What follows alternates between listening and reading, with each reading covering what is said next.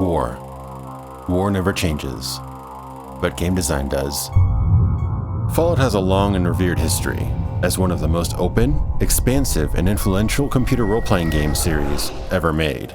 Crafted by the geniuses of the now-defunct Black Isle Studios, the first two games in the franchise sported an unusually open game world where you were literally able to go anywhere and do anything as soon as you leave the starting area. They were lauded for breaking the chains so many games shackled their players to, and constantly begot exploration and exploitation. You could spend 100 hours scouring the Wasteland, conquering, helping, or destroying the remnants of civilization. Or you could tactically skip all that and beat the game in about 20 minutes. The games were richly written and expertly designed sandboxes, and you're not going to find many other role-playing games that allow for such freedom. But how could such a beloved and innovative game franchise become a rusted husk of itself over the years, only to be picked up by Bethesda years later? And what did we gain or lose when the new developers refashioned the game in their own style? To understand these questions and surmise their answers, we're going to need to dive deep into the history of the series and what's changed over time. And hopefully by the end of this video, you'll agree with me on the premise that modern-day Fallout isn't faithful to the theme and mechanics of the original Fallout games, and would be better off had they been.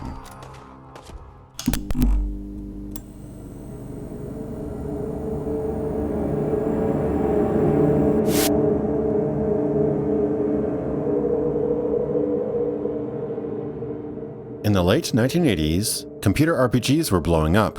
Far from the text-based adventures of Rogue or abstract visuals of Wizardry, graphics were improving, and experiences were moving from the confined spaces of narrow hallways into immersive, living and breathing worlds where hundreds of characters and creatures roam and go about their lives. One of the earlier examples of this new type of game was Wasteland, an innovative game Brian Fargo and his team at Interplay conceived, where you roam the post-nuke American Southwest with a team of Army Ranger descendants. It was compelling and immersive, and offered a bleak atmosphere and unique survival mechanics not found in many games of the time. Despite its success, interference by publisher Electronic Arts, yes, that Electronic Arts, helped neuter the release of its sequel. The third planned entry was cancelled, and EA wouldn't let Interplay have the intellectual property. Nearly 10 years later, Interplay designer Tim Kaine pitched a new game idea that would eventually become Fallout.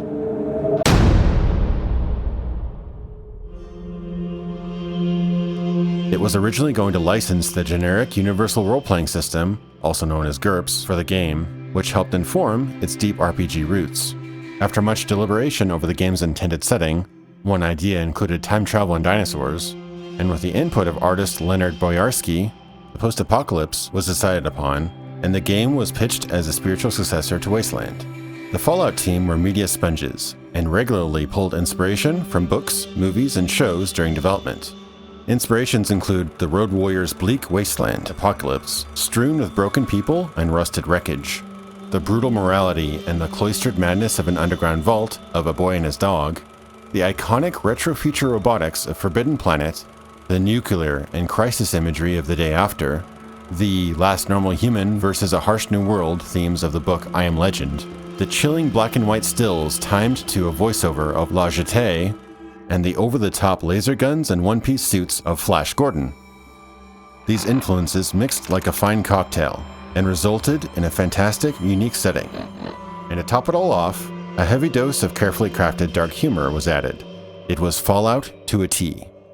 Old Fallout games had a carefully balanced mix of harsh, threatening environments and enemies, and pitch-black humor. Some of it emergent and player-driven, like shooting a guy in the groin and watching him shriek in pain about his family jewels, as well as thematic gags, movie references, and the like. The iconic Vault Boy illustrations incorporated into the game's stat, skill, and perk descriptions were one of its most brilliant encapsulations of the game's tone. The vintage cartoons depicting violent or mature acts were charming, instructive, and hilarious. Part of Tim's inspiration for the gray morality the game professed was as a counterpoint to games like the beloved Ultima series, where you play the unwaveringly heroic Avatar, and can't stray from the path of good and righteousness. Fallout was one of the earliest games to explore so many mature themes: prostitution, slavery, murder, theft, sex, gambling, drinking, drug addiction, and even child killing. much of which no reputable publisher would even consider putting in a game today. Fallout went all the way, perhaps a little too far, as the European censorship demanded the game be toned down or be denied an acceptable rating. This resulted in children being completely removed for some international releases. Combat in the game was turn-based, tactical, but also smooth and elegant.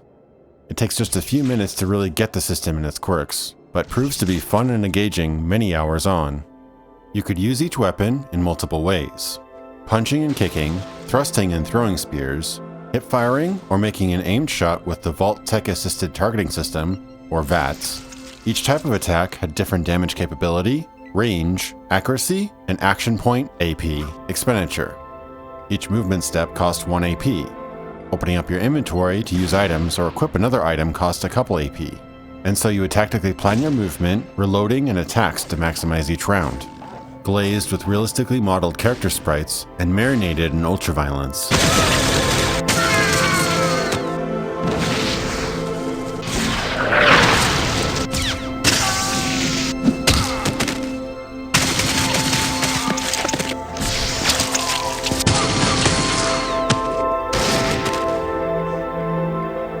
Fallout offered visceral deaths, fitting for the harsh world it thrust you into.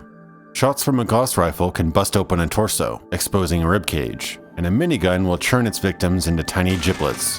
Whether getting melted into a pile of goo from a laser gun, sliced in half, or charred to a crisp, every death feels both satisfying and appropriately macabre. As the plot dictated, you were a vault dweller, sent out into the Wasteland to find a replacement part without which your entire community would perish. The vanilla game demanded you retrieve this water chip within 100 in-game days, or you get the game over screen.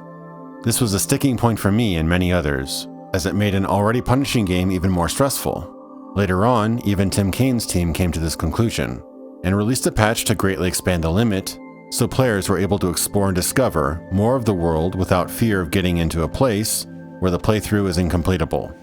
Despite this though, the game was near perfect considering its era and the technology available at the time.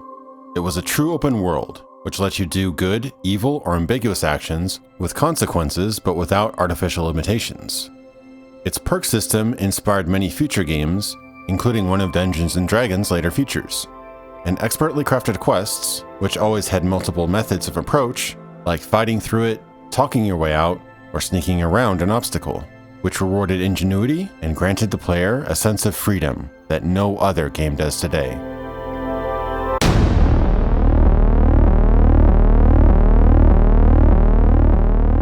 If it ain't broke, don't fix it.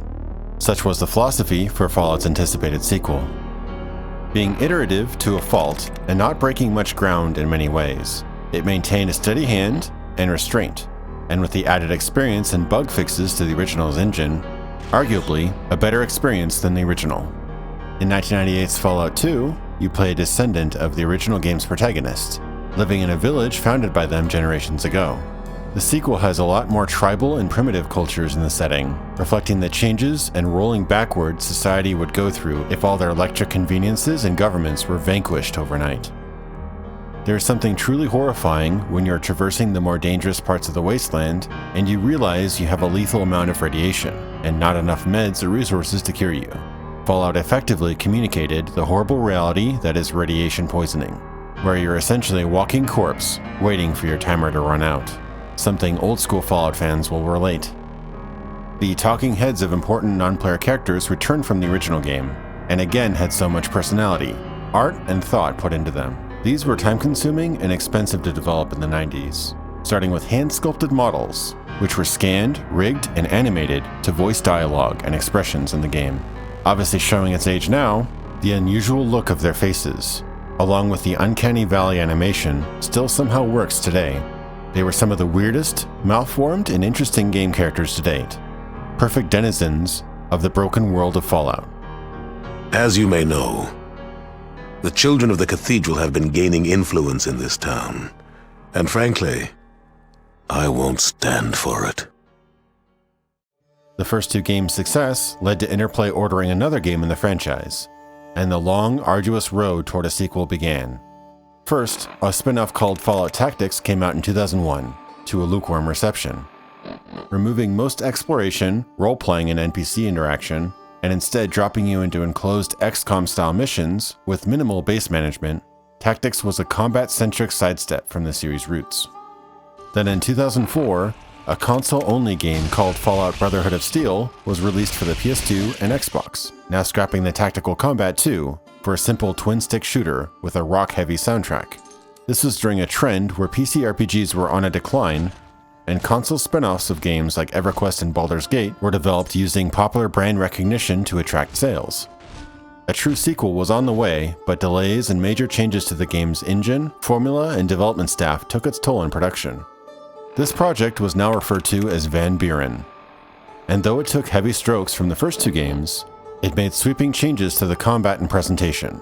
Keeping the 3/4 perspective, but now sporting a 3D game engine with particle effects, advanced lighting and the like, Van Buren still looked like a Fallout game. It did, however, have a real-time combat system, which changed things drastically.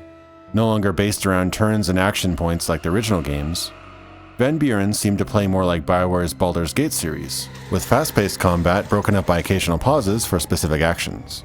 It was ambitious, no doubt taking the massive scale and freedom of 1 and 2, and thrusting it into a 3D world with a proposed multiplayer mode and a completely revamped combat system.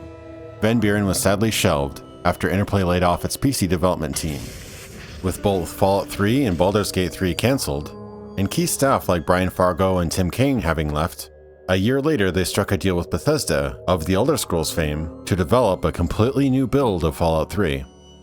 Being a shell of its former glory, the struggling Interplay eventually sold the rights to Fallout to Bethesda in the end for just under $6 million, with the caveat that Interplay could develop a Fallout massively multiplayer online game within a specified time period, a clause which Interplay did not fulfill, and therefore the rights in their entirety fell to Bethesda after years of legal conflict.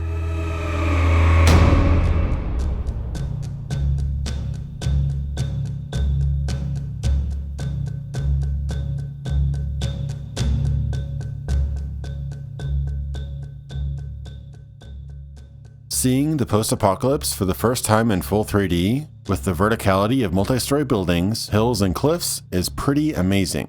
A seamless world with no outdoor zones was a huge step forward technologically, and you can tell the new creators of the franchise took significant care into replicating the superficial features of the series, like the archetypical green interface, Vault Boy, and the power armor design.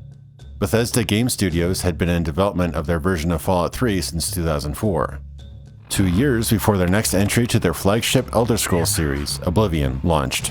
The two games shared an engine, technology, and tools between them, and share many of Bethesda's mainline series features, as well as its quirks, bugs, and issues. In fact, many have made the argument that Bethesda played it safe, did what they were comfortable with, and essentially built Oblivion with guns in 2008. Though due to inexperience with first-person shooters, the basic gunplay handled poorly compared to any modern shooter on the market. You got very little feedback on hits, the zoom level of aiming down sights was trivial, and you felt like you're missing shots you shouldn't have been. In an effort to stay loyal to the franchise, and to add a difficulty valve for players less skilled at shooting, Bethesda reintegrated the VATS targeting feature into the game. Respectable, but it divided the game's combat into two disconnected systems. Some players didn't like breaking up the flow of combat with incessant pauses, so they ignored it. For others, though, the game's crude weapon handling led to gaming the system, hiding behind cover, waiting for action points to recover, then peeking around to use VATS to get a few headshots, rinse and repeat. Insufficient tactical depth of the AI probably contributed to this problem too, as this wasn't an issue in the original turn-based games. Item stats, skills, and the perk system were redesigned to be more generous, and incidentally, less realistic. Now even mundane equipment like baseball caps can add an entire point to your perception attribute. Different types of armor would magically increase certain profession skills, or even unarmed combat. This strayed from the functionality-driven system of old, where items would give you straightforward bonuses rather than unrealistic ones. Perks are now granted at every level up instead of every 3, and many could be taken multiple times. This seemed rewarding, but also felt diluted from the original perk design, which made each choice more impactful. Fallout 3 borrowed Oblivion's universal face system, which was effective at easily creating hundreds of NPCs and allowed player customization, but often resulted in people who resembled burn victims, or just looked awkward with badly integrated hair. Interplay's and Bethesda's creations feature vastly different approaches to the soundtrack and audio atmosphere. All games would open up to a nostalgic 1950s-esque tune to introduce you to the world before the bomb. But the in-game soundtrack to Fallout 1 and 2 were ambient, industrial, and sometimes primal, with metallic sounds like distant screeching metal tubes, as if hearing the final death throes of a metal-laden world. Old Fallout had never made any inclination to nationalism, Americana, or old-timey pride. As you looked upon the remnants of the United States, all you saw was a dead nation. If you listen closely, you might make out the crackling of what sounds like a Geiger counter, the simmer of the radiated landscape. You can almost hear the cries of the long dead woven into the many layers of atmosphere and soundscapes. Contrasted to new Fallout, you'll notice a greater emphasis on the brassy tunes of the mid-20th century music on the radio, likely influenced by the popular radio stations of Grand Theft Auto, with ambient music featuring cinematic strings with hints of flutes and drums, sometimes even sounding like patriotic marching tunes. It relies too heavily on real-world instruments, and feels too familiar, too comfortable, too orchestral.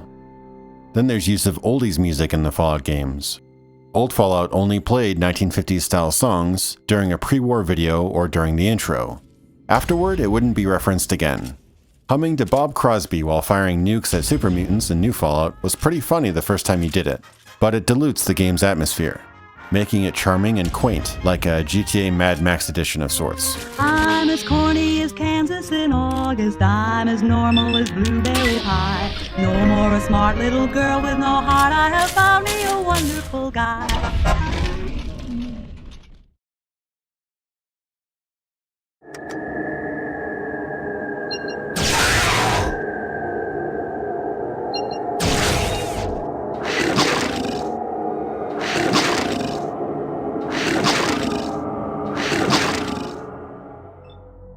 Bethesda has a track record of underperforming but underwhelming technical prowess, and Fallout 3 was no exception. The lighting system was way too ambient and lacked almost any trace of shadow maps or proper obfuscation, even at nighttime. Everything just fell into a gray, monotonous tone, only to be detailed by grainy, overly contrasted textures. The original games weren't exactly known for their cutting-edge graphic fidelity, but Fallout 3 was in many ways an eyesore from an aesthetic standpoint. Possibly to compensate for the gray color palette, a green filter was used in nearly every area of the game. You could make the case that green is commonly associated with poison, rot, or illness. Fitting, but it's a little over the top. Bethesda had been moving toward tighter and more linear stories that continually pulled you toward your next objective. The stricter narrative and forced scenario design proved antithetical to the very core of Fallout games, peaking in one of the more notorious mainline quests, which leads you through a fort manned by children. Hold it right there, mister! Don't take another step, or we'll blow your fucking head off. The only options were to convince them through having a high speech skill, having a particular perk, or performing the quest they demand you to do. You are mystically stripped of any intimidation or combat capabilities while in little lamplight, breaking immersion and disappointing fans of the original games, where one could threaten, kill, or attack anything in the Wasteland without limitation, but not without consequence. I can't stress enough how scenarios like this and others, where the developers take your agency away from you and tell you what you need to accomplish, sometimes outright barring other areas off with invisible walls or insurmountable odds. It just acts as a rap on the knuckles of players, rather than giving them challenging opportunities.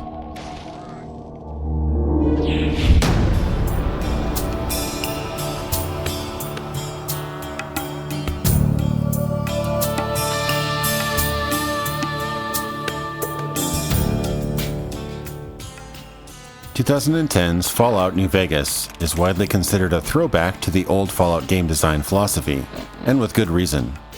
Many of the original Black Isle Studios developers had gone on to work at Obsidian Entertainment, who were hired on as the developers of the Fallout 3 spin-off game, New Vegas. As you might expect, the game has an overarching gambling and casino theme, especially in the titular city of New Vegas, where the bright neon lights shine and corruption and addiction could be felt in the darker street corners.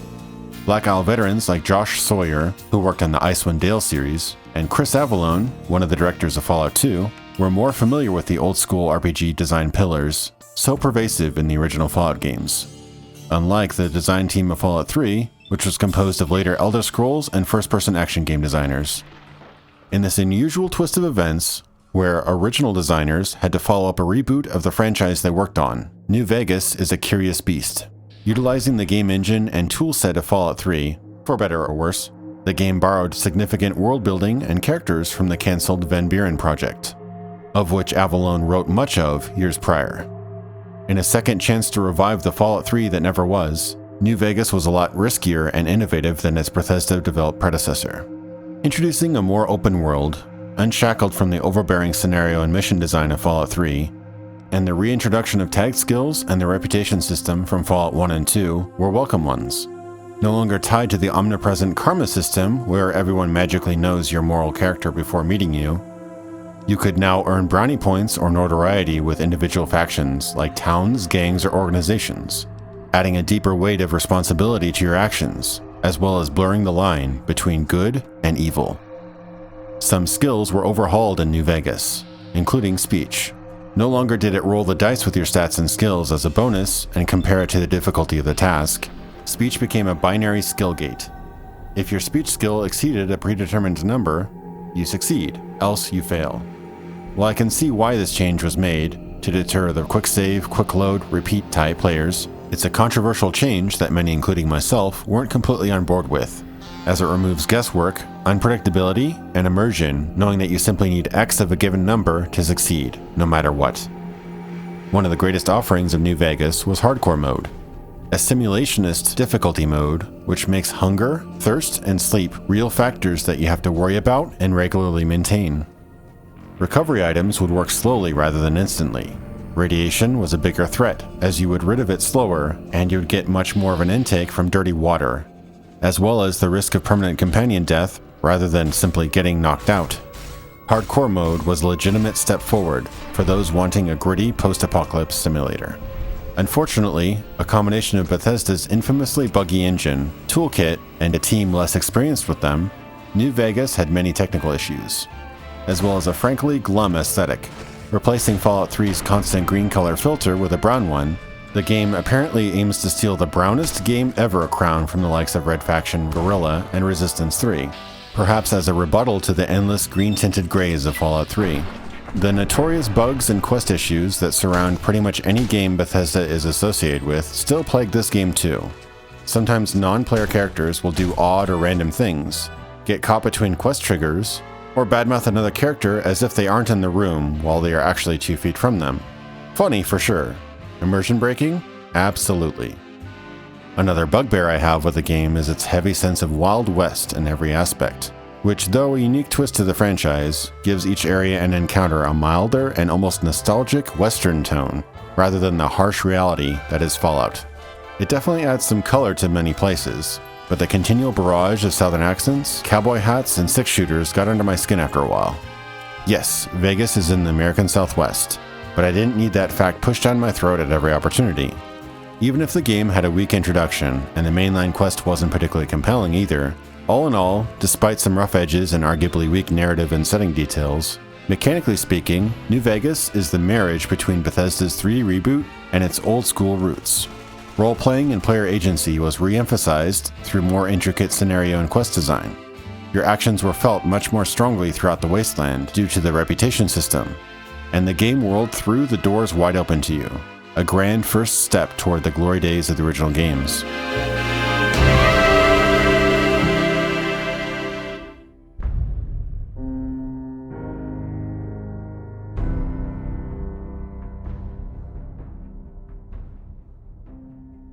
A half-decade after New Vegas' release, we finally got a follow-up, this time from Bethesda again. Fallout 4 hones in on storyline, shooting mechanics, and adds base building and expanded crafting to the mix.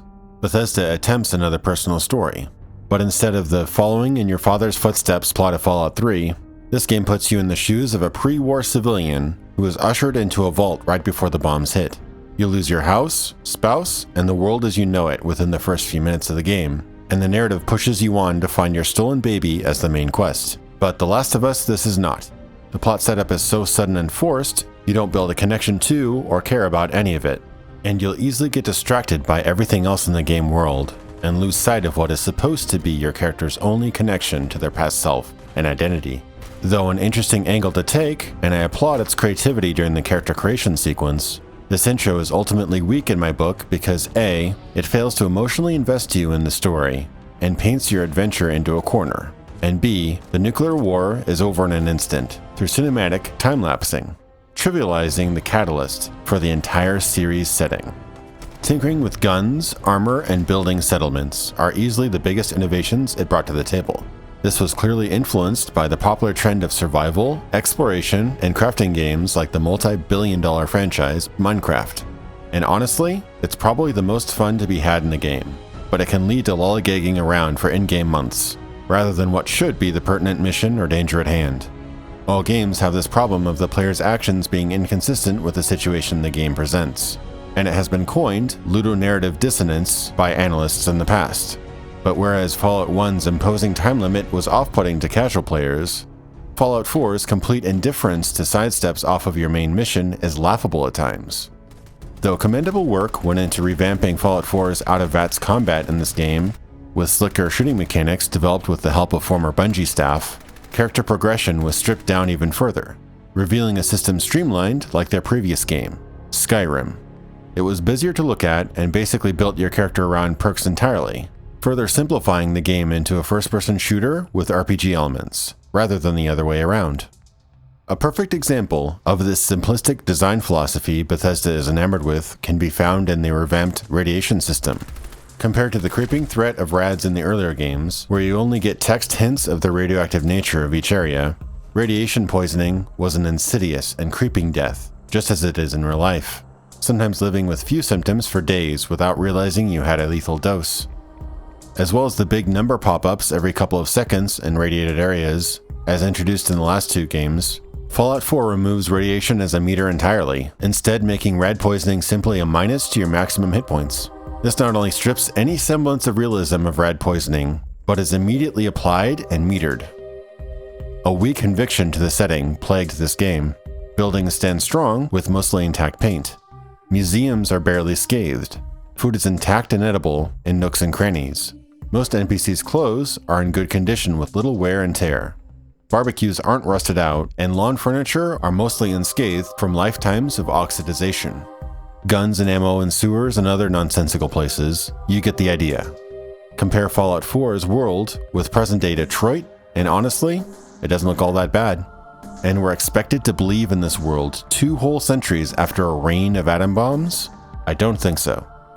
The addition of a fully voiced protagonist led to simplifying dialogue trees and narrowing the variety of choices you had during conversation, leading to the game having Mass Effect morality, where you really only have good-spirited dialogue interactions, with only a couple edgier or snarky responses as alternates.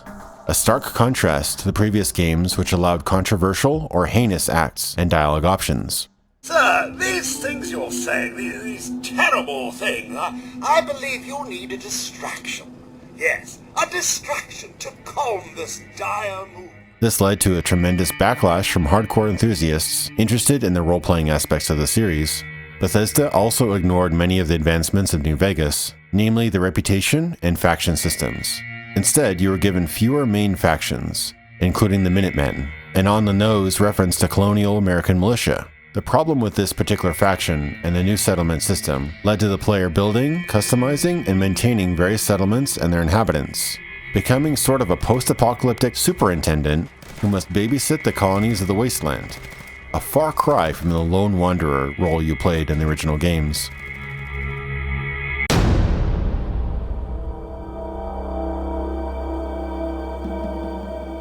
I believe the old Fallout setting succeeded through its equilibrium. A delicate balance of post-nuclear horror, retro-futuristic nostalgia, and dark humor. The designers at Bethesda took the inspired source material and translated many of its iconic setting elements to the new games, like Nuka-Cola, Vault Boy, and many of the gun and armor designs, but they did so literally and mechanically, missing the heart and soul of the originals. In other words, new Fallout's setting contains more or less the same components, but mixed in different quantities.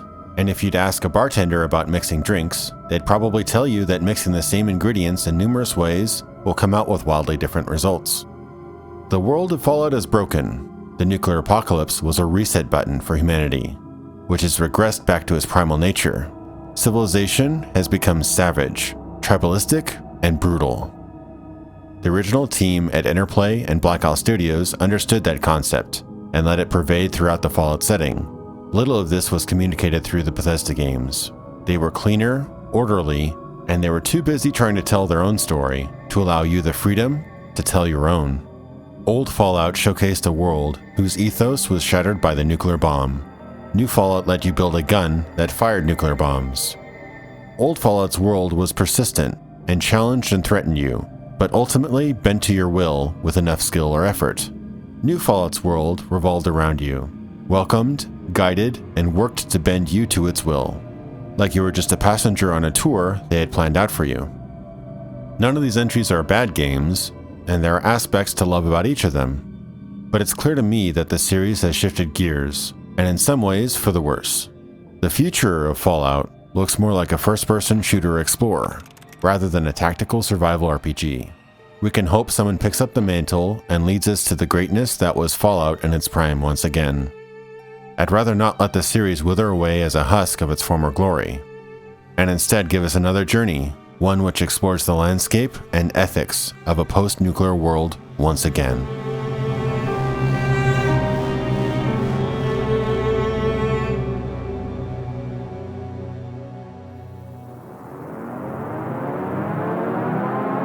I hope you found this video informational. What are your thoughts on the way Fallout has changed over the years? Are you an old-school purist who shakes their head at Fallout 4's missteps? Or do you like the changes Bethesda has made over the years? Or perhaps you're itching for Obsidian to return with a follow-up to New Vegas? Let's discuss in the comments. I want to show my deep appreciation to my Patreon supporters. Please check out my Patreon and consider sponsoring future videos from this channel. Leave a like and share this to help get this message out to other gamers. And thank you for watching.